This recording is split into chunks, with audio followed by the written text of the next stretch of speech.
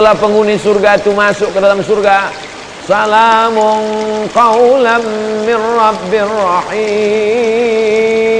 Apa kata Allah? Salamun alaikum.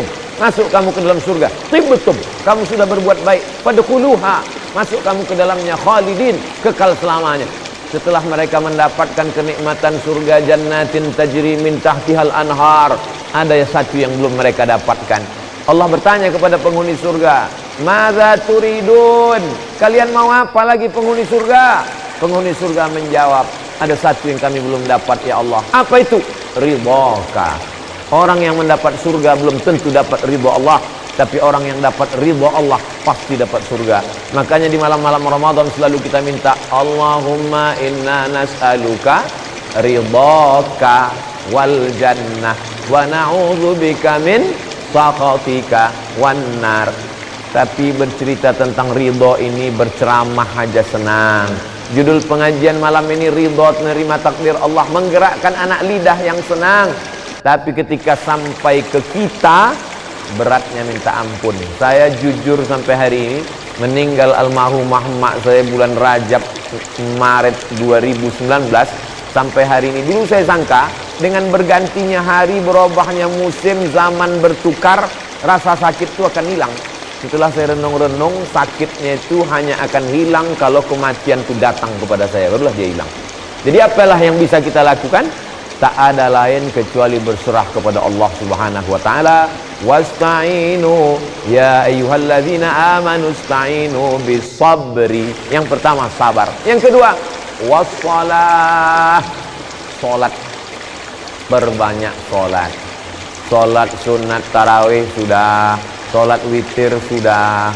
Nanti bangun malam salat sunat wudu, habis itu salat sunat taubat, habis itu sholat sunat tahajud, habis itu sholat sunat hajat, habis itu sholat sunat mutlak. Asal datang luka di hati, datang rindu, datang perih, datang sedih, maka ambil air wudhu. Suatu ketika Sayyidina Abdullah bin Abbas sedang dalam perjalanan, tiba-tiba di belakang dia tengok ada orang penunggang kuda kencang mengejar. Lalu kemudian penunggang kuda itu berhenti tepat di depan dia dan berkata, wahai Abdullah bin Abbas, saudara kandungmu meninggal. Maka Abdullah bin Abbas saat itu turun dan langsung sholat sunat. Orang sehebat Sayyidina Abdullah bin Abbas yang didoakan Nabi, Allahumma faqihhu fid din wa 'allimhu ta'wil.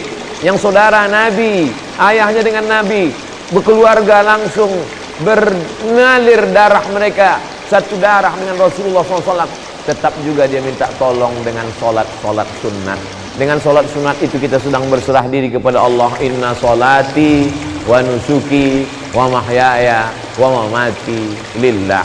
Ya ayyuhalladzina amanu ista'inu bis-sabri was-shalah.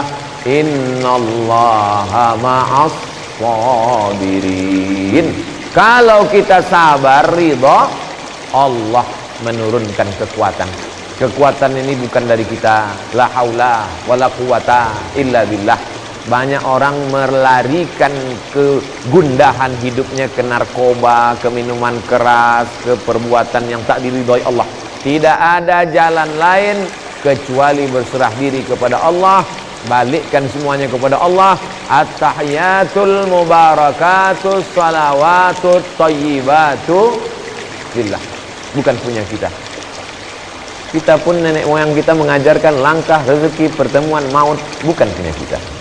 Macam mana saya bisa bertemu dengan Habib Profesor Dr. Sayyid Aqil Al-Munawwar? Bagaimana saya bisa bertemu dengan keluarga besar Kemas Haji Halim beserta keluarga? Allah mempertemukan.